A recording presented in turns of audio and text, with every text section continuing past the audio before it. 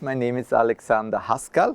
I'm now, since already beginning of this year, Head of International Funding Policy at the Swiss National Science Foundation. So we together with my team, we are working on everything related to international policy, international funding policy at the Swiss National Science Foundation. Before that, I worked more than 6 years in the doctoral education area for the European University Association. And then I had several other working experience, including also in media, and my background, I'm historian. Working together internationally is something that for researchers is key nowadays. It increases the quality of research and in impact. So our role is really to ensure that researchers have the best possible condition to work internationally. Now, how we do that?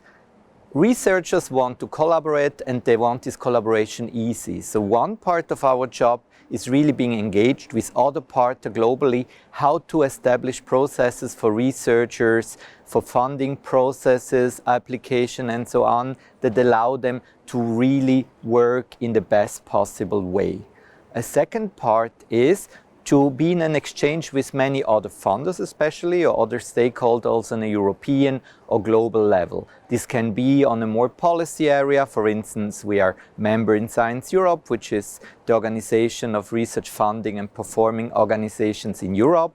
We are working also in some other global fora. Sometimes they're also thematic. For instance, we are in some calls which look into the climate research. So it's very, very broad what we are working here. A third point is, of course, advising, also internally, externally, look what are the major global trends which are affecting research, and also work in that. And just in general, it's really about facilitating collaboration, engaging with partners, and developing international and global perspective for research. We need to see science communication as something very broad and holistic. So actually, we all communicate all the time, and researchers themselves, if they know or not, they are often more engaged with society, with their colleagues as they think. The first thing is we need science communication which is understandable to the public, but of course at the same time still keep all the principle of academia, like rigor, like science integrity, ethics in place. So supporting people how to communicate that they are understandable, that they are reachable, and they can explain what means to have the scientific endeavor is important.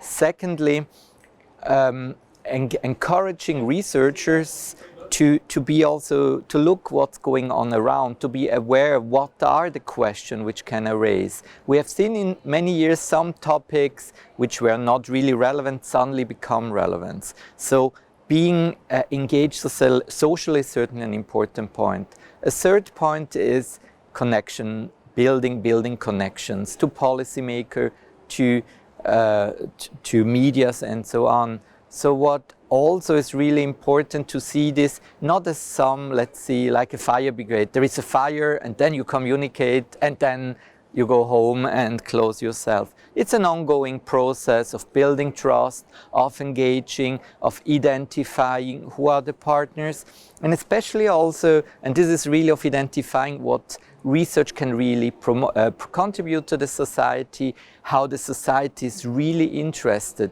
into research. We are probably in the world, I think never so much research has been in the public life debate, and not always in a way researchers like it, but this, in my view, this is really an opportunity for research to engage to society and show how they play an important role to solve the challenges which are ahead.